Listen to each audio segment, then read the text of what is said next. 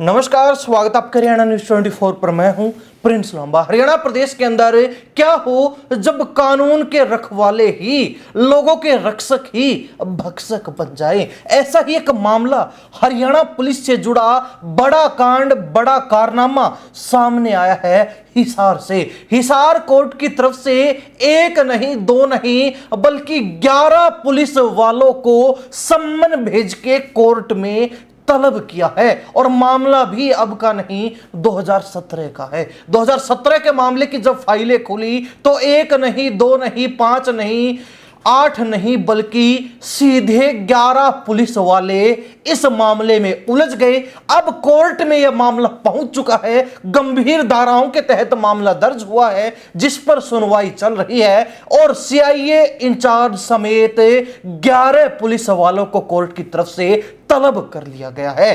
क्या पूरा मामला है, क्या पूरा कांड है और क्यों कोर्ट के अंदर किस तरीके से पुलिस वाले उलझ गए हैं, कैसे फंस गए हैं, क्यों इनको तलब किया गया है, विस्तार से आपको समझाते हैं। मामला पंजाब के रहने वाले बैंक मैनेजर रमनजीत सिंह की शिकायत पर हांसी सीआईए इंचार्ज कप्तान सिंह सहित 11 पुलिसकर्मियों को लेकर दर्ज है, जिस पर हिसार जिला कोर्ट ने सम्मन भेजकर 16 जुलाई को सभी को तलब कर लिया है। इन पुलिसकर्मियों पर बैंक मैनेजर का अपहरण करने, फर्जी केस में फंसाने, मारपीट सहित कई धाराओं में आरोप लगे हैं। शिकायतकर्ता पंजाब के संगरूर जिले के सुनाम का रहने वाला है और वर्तमान में वह central bank of India Panipat में सीनियर मैनेजर के पद पर कार्यरत है। शिकायतकर्ता का आरोप है कि 11 पुलिसकर्मियों ने उसके साथ मारपीट की, फर्जी नशे के केस में फंसाया और अपहरण किया। कोर्ट ने आरोपी आशीष उर्फ Asu, Birsen, Chetan, ASI Virendra Singh, Hansi CIA incharge inspector Kaptan Singh, SI Bhup Singh, EHC Sunil, ASI Satyawan, constable Sandeep, ASI Dharamvir Singh और कांस्टेबल जयवीर सिंह को तलब किया है। बता दें कि कोर्ट ने धारा 342 गलत तरीके से बंधक बनाना, 365 अपहरण, 427 नुकसान पहुंचाना, 506 जान से मारने की धमकी और 120 भी आपराधिक साजिश के तहत मुकदमा चलाने के लिए इन तमाम 11 पुलिस वालों को तलब किया है। कोर्ट ने सुप्रीम कोर्ट के फैसलों का हवाला देते हुए कहा कि किसी आरोपी को सम्मन करना एक गंभीर मामला है।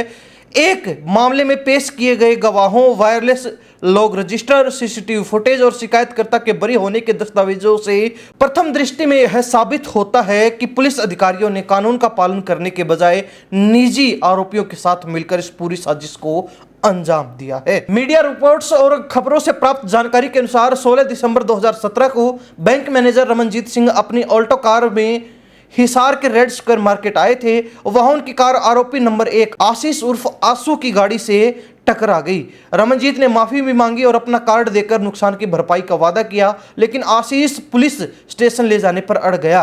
रमनजीत वहां से निकल गए, जिसके बाद आशीष ने फोन पर उन्हें देख लेने की धमकी दी। 18 दिसंबर 2017 को रमनजीत हिसार के हुंडई शोरूम में क्रेटा कार खरीदने पहुंचे थे। उनके पास गाड़ी में करीब 3,35,000 रुपए कैश थे। सुबह करीब 11 बजे जीत धर्मकाटा के पास स्विफ्ट और बोलेरो गाड़ियों में सवार होकर आए आशीष, उसके पिता ASI Virendra Singh, CIA staff जो सीआईए स्टाफ में है, और अन्य साथियों ने रमनजीत की कार को आगे पीछे से ब्लॉक कर दिया। इसके बाद पीड़ित ने घबराकर कार अंदर से लॉक कर ली तो आरोपियों ने खिड़कियों पर ईंटें बरसाई। भीड़ जुटी तो एएसआई वीरेंद्र सिंह ने खुद को पुलिस अफसर बताकर सबको पीछे हटा दिया। आरोपियों ने रमनजीत को जबरन खींचकर निकाला, लोहे के पंच से गर्दन पर हमला किया और वहीं से बोलेरो गाड़ी में डाल लिया।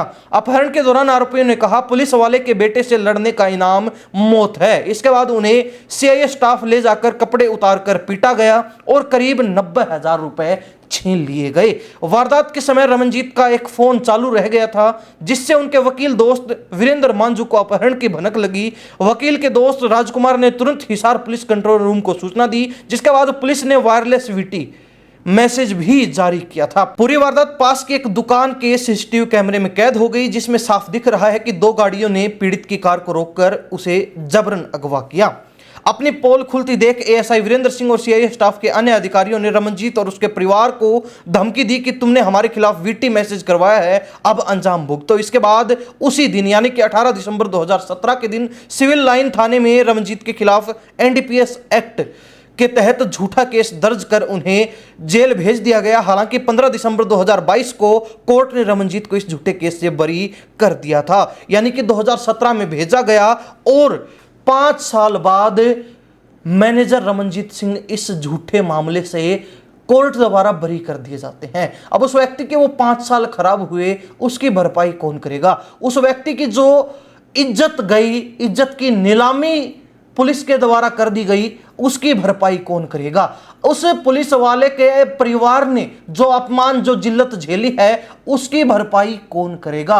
और इसकी भरपाई करने के लिए ही अब जब रमनजीत सिंह कोर्ट पहुंच गए तो हिसार कोर्ट ने CIA incharge inspector Kaptan Singh सहित 11 पुलिस वालों को तलब कर लिया है, जिनके खिलाफ गंभीर धाराएं लगी हुई हैं। अपहरण करना, जान से मारने की कोशिश करना, धमकी देना और आपराधिक साजिश करना, तमाम तरीके की चीजें जो है उनके खिलाफ दर्ज हैं। और कहीं ना कहीं यहां पर यह जरूर सिद्ध हो जाता है, यह जरूर पक्का हो जाता है कि पुलिस वालों से गलत पंगा लेना भी भारी पड़ सकता है। जैसे इस मामले में रमनजीत सिंह को कहीं ना कहीं फंसा दिया गया, झूठा केस उनके ऊपर लगा, 5 साल के बाद वो कोर्ट द्वारा बरी कर दिए गए, लेकिन उन्होंने हार नहीं मानी और अब पुलिस वालों को ही उल्टा कोर्ट में घसीट लिया है। एक नहीं 11 पुलिस वालों को एक साथ कोर्ट से सम्मन आना अपने आप में दर्शा रहा है कि कहीं ना कहीं कोर्ट भी इस मामले में कोई बड़ा और ऐतिहासिक फैसला सुना सकता है। अगर पुलिस वाले वास्तव में ही गलत मिले तो उनको इसका अंजाम भी भुगतना पड़ेगा और कोर्ट की तरफ से भी एक आधिकारिक और ऐतिहासिक फैसला देखने को मिल सकता है। लेकिन हरियाणा प्रदेश की जनता के मन में अब सवाल उठ रहे हैं। हरियाणा प्रदेश की जनता जानना चाहती है कि हरियाणा पुलिस क्या वास्तव में ही लोगों की सुरक्षा और रक्षा के लिए है, या फिर ये लोगों के रक्षक ही भक्षक बनकर लोगों को शिकार बनाते हैं। पुलिस का काम क्या है, यह बात पुलिस को क्लियर करना चाहिए। यहां पुलिस का काम कुछ और ही नजर आता है, कहने को पुलिस का काम कुछ और ही नजर आता है और करने को पुलिस का काम कुछ और ही नजर आता है।